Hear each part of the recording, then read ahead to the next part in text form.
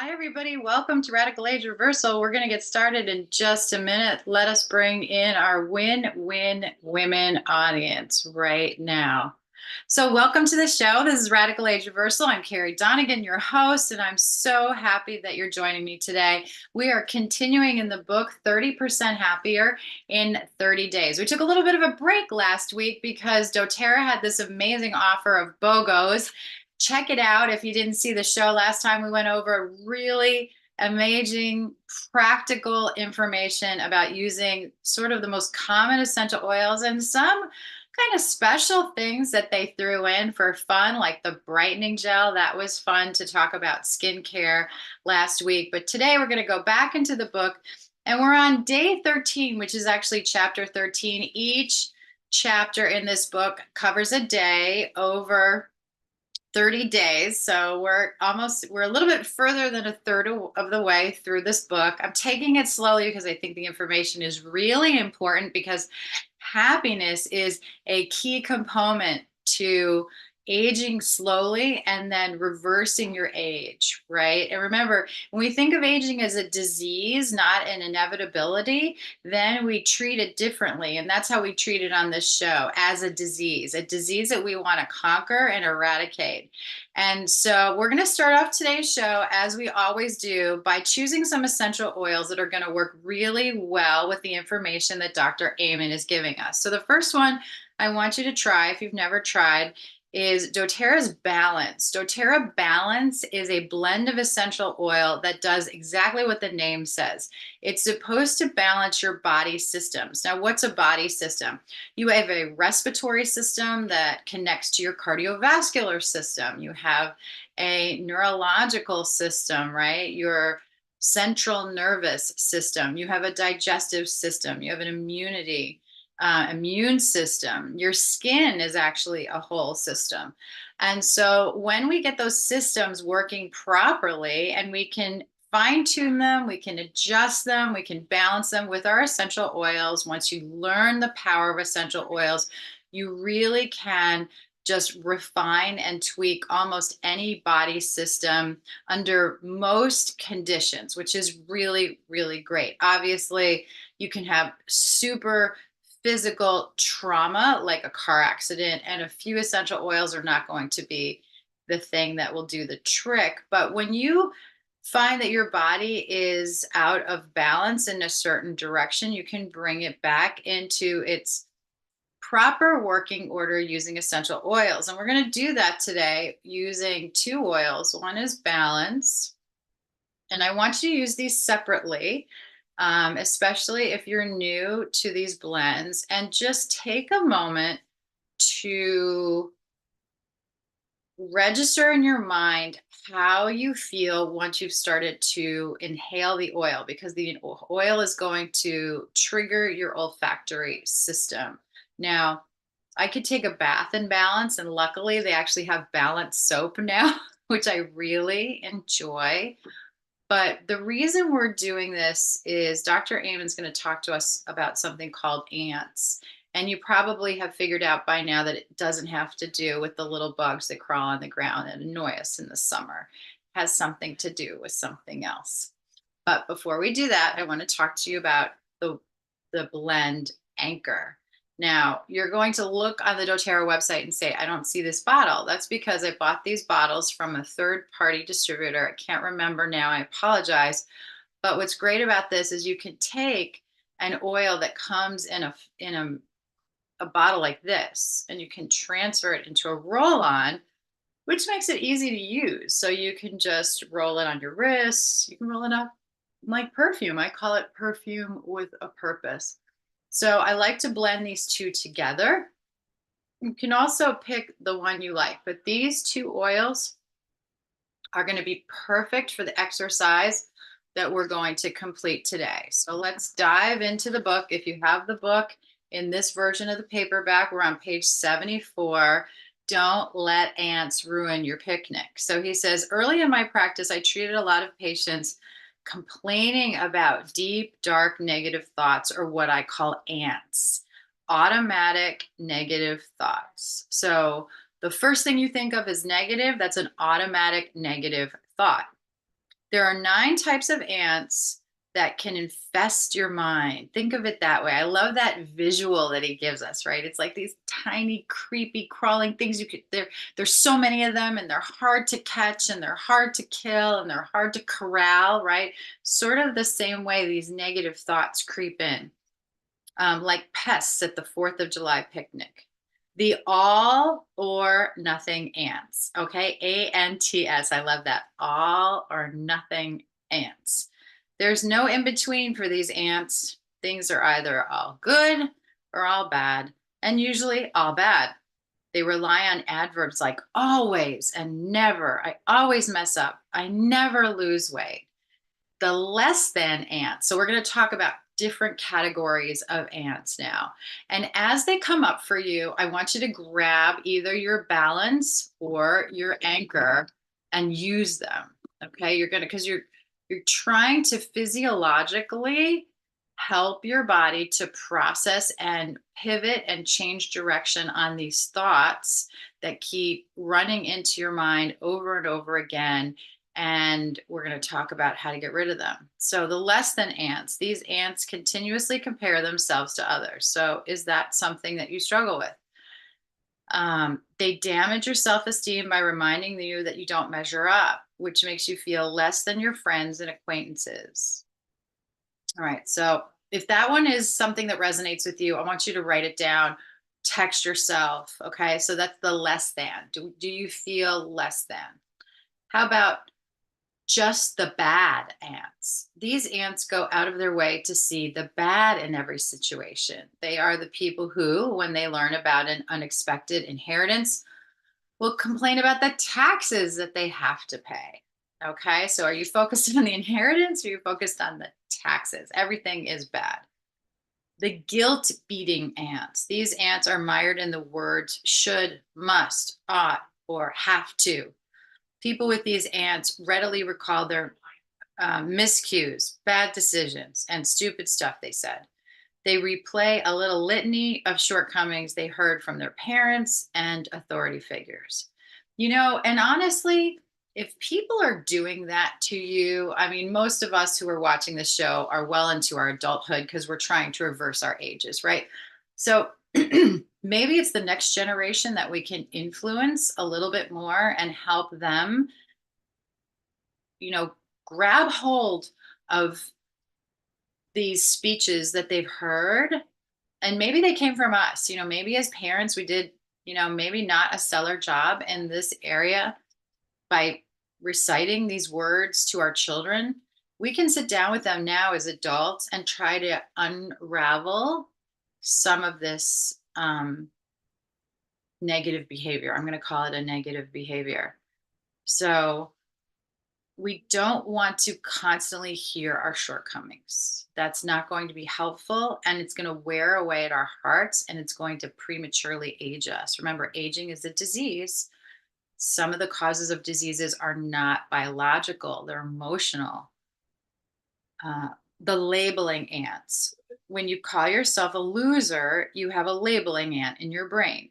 The problem with labeling yourself with negative terms is that it can become a self fulfilling prophecy. Now, we talked about this in a previous chapter in this book, right? That you do not want to hear those lies as truths coming from you. So you're going to label the voice of that information and tell that person to go away. All right. So I don't remember, I didn't mark the chapter, but go back and review that. That was really important that you have that label to tell them to go away. The fortune telling ants, the ants that predict the worst in any situation and they make this situation worse still. And I think, this is a deeply ingrained biological program that we've had just that kept us alive, right? When we see a situation, we're always looking for the negative things so that we know that maybe there are dangers that we have to prepare for. But there's a difference between always running to the negative and being hypersensitive to danger as opposed to being moderate in all things, right? Balance. Usually, truth lies in the middle, moderation as much as possible. Okay, the mind reading ants. These ants are convinced that they can see into someone else's mind and know exactly what that person's thinking about them, like how stupid they are. But just as you can't read other people's minds, other people can't read yours. Okay, so I think this is super important. Sometimes when I'm working with people, I'll look around and I'll think, like, oh, I walked by that person and they didn't smile at me. They must think they must be mad at me, or I must have done something wrong. And then you'll spiral out of control and you start to think, like, what did I do? What did I say? Should I have done something different? How do I make this person feel happy? I was just listening to a podcast that I really, really love. Um, uh, Hope for, oh, I have to think about it, the name of the podcast, but it's about hope, which I think is great. Always look at those podcasts when you can. But what they were saying is when they were raising their kids, they didn't want to be friends with their kids because they knew that they had to guide their kids and their kids had friends. So go be friends with your friends. And I'm going to be your mom and I'm going to tell you how to live your life in the best possible way because I'm here to make sure that you're protected. But as their kids became adults, they actually wanted to be friends with their kids. And now their kids were like thinking, yeah, I disagree with that. Or I don't really love when you do that. Or maybe I want to go my own way and in a different way. And they were like, that is really troublesome because right now, as adults, they want to be friends with their adult kids. So I think it's kind of interesting how different states in life also change our perception about different people and different situations. So keep that in mind that nothing is static in the world, everything's always moving. There's so much energy, there's so much vitality, there's so much life to grab onto. And sometimes you just have to kind of ride the wave a little bit more and stop trying to hold the water back because that's not your job. We can't control the ocean. Only God can control the ocean, which is a relief because honestly, I don't want to control the ocean. Too big, too much going on there. All right.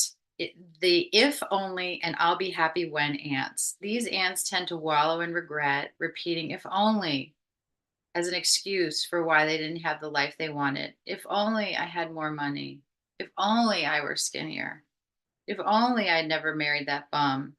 If you think you'll be happier when you get that promotion, when you move into a bigger house, and when you get married, it prevents you from finding ways to be happier now. Boy, that was the biggest lesson I have to say I've learned since I became a caretaker of my two parents. That my life is not on hold. When I first found myself in a situation where I had to care for my mother because she broke her back, and she was a caretaker for my stepfather and could no longer fill that job anymore, I found myself saying, okay, this is temporary. And it is temporary, right? We learned about that the other day, TLC, temporary, local, and you have some control. That's really important. But it's not so temporary that you stop living. It's not so temporary that you stop looking for things that'll bring you joy. It's not so temporary that you don't have a meaningful moment every day in your life with people, right? That you give glory to God and that you love other people, the people that are around you. Maybe not the people that you thought that you were supposed to interact with, but what is going on in your life right now? And to look at the things you have control over and what things you can change and how to go about doing those if change seems like the right direction. And that comes from prayer and meditation. If people don't take time to stop and actually put their heart into their future, you're not going to get the sense of peace that you need when you move on and you make new decisions. You can't really go rocket fire to the next decision. And even um, the neurologist, Dr. Huberman, sorry, he talks about this a lot on his podcast. And he says that it's super important that you give yourself space between movements, right? So, like when you're going from work to home, don't go from work to home, go from work to space, to shifting gears, right? And then to home. It's the same thing with big life decisions. Go from your point in life now to space. And that space can take weeks if necessary, and then take the next step. It's so important to be deliberate in what we're doing. Okay. The blaming ants. This one is the worst because blaming others often results in taking little or no responsibility for your life. Since you consider yourself to be a victim, others' negative actions, you feel powerless to change your behavior. Most people don't know that positive and negative thoughts are release different chemicals in the brain. Whenever you have a happy thought, a bright idea, or a loving feeling, your brain releases chemicals of happiness, such as dopamine, serotonin, endorphins that calm the body. Whenever you have a negative thought, the brain releases or decreases chemicals, leaving you angry, sad, or stressed out. The release of stress hormones, cortisol, the molecule of danger, and adrenaline, the depletion of feel good neurotransmitters, dopamine and serotonin, changes your body's chemistry and brain focus. This makes you unhappy. When dealing with ants, the best defense is a good offense. That's why developing a positivity bias in your mindset can counterbalance the mind's tendency to focus on the negative. I love that. Do you have a positivity bias in your life? Do you have a bias towards positivity? Wow. How would that change your day? I really want everybody to like put your teeth in that. Having a positivity bias. What does that look like? Oh, it looks like more balance. It looks like I just have to add something that gets that brain chemistry changing in my life. That's what I want. I want a positivity balance bias. I want a positivity balance and I want a positivity bias. I love that. Thank you, Dr. Eamon. Okay, so whenever you feel sad, mad, or nervous, or out of control, okay, imagine yourself in a situation like that. Probably, if you're like me, I could think about that in not so distant terms. Write down what you're thinking and ask yourself, is it true? Is this true? To kill the ants, write down your negative thoughts, identify which species they are. All right, ant species. So let's go over them one more time. Ready? So we have the less than, just the bad, guilt beating, labeling, fortune telling, mind reading, if only, I'll be happy when, the blaming ants. So those are those things that are causing you problems. So you have to label these negative thoughts. Where do they fall in that? And again, you can get these on page 77 of the book, 76 and 77. Ask yourself if it's true. Is it absolutely true with 100% certainty? I love that question. And I think we can be in a danger zone in our world today because everything has become relative, and we're trying to get away from objective truths, and I don't think that's good because you need anchors. You need objective truths. And you should identify your objective truths. I mean, I have some really strong objective truths. Like for example, I think that killing is wrong. Murder is just wrong at any age, under any conditions, in any situation. That's my objective truth that I believe that has a lot of historical basis to it. We're going in directions where people are starting to think that that's okay. And so you have to be able to pull back and have those objective truths. However, when it comes to our own interpretation of who we are as individuals, sometimes I think we create truths that aren't true. So we have to test them with evidence, right? Against 100% certainty. Number 3, how do you feel when you believe that thought? So your feelings matter. Sometimes I think people say, well, your feelings don't matter. Feelings change from moment to moment. They do change from moment to moment. They can change based on how much sleep you had. They can change based on the last conversation you've had. They can change based on what you ate that day or didn't eat, or all kinds of factors fall into feelings. So we don't necessarily want to make giant life decisions based on our feelings. But our feelings are happening for a reason, just like you get a fever when you're sick. And if you suppress the fever completely, you really could be in trouble because now you think, oh, I'm not sick anymore. Well, no, you're still sick. You just suppressed a fever. Same thing with the feeling. Your feelings are genuinely caused by something. So if you have a lot of negative feelings that you're carrying around and you're not dealing with those and you're suppressing them, just like a fever, that's actually not going to be helpful. And then the next question is, how would you feel if you didn't have that thought? Right. So, how would you feel if you didn't say, like focus on the taxes when you inherit money, or focus on the negative, tape in your head about how you look, how you act, how smart you are, how what someone who's been toxic in your life like feels about you, if there's no truth, right? So if your behavior is bad and someone is calling you out and you don't examine that behavior, then that's a poorly examined conscience. But if someone has another agenda and they're putting you down to make themselves feel better, or they have some other reason for doing it, then that's not an objective truth. And this is where you have to go through this exercise. So let's say, for example, trying to think of an example. Let's say, for an example, as a little kid, um, you were told you're not good at math, right? You're not good at math, this, that, and the other thing. And you find out later that actually math is something that you enjoy or you actually do a good job at it. But every time you sit down to do math, your expectations are low because you've had this tape in your head, you're not good at math, you're not good at math. And maybe as adults, this is a bad example. I apologize, but I'm sure someone is going to be able to come up with a better one. So put it in the comment section.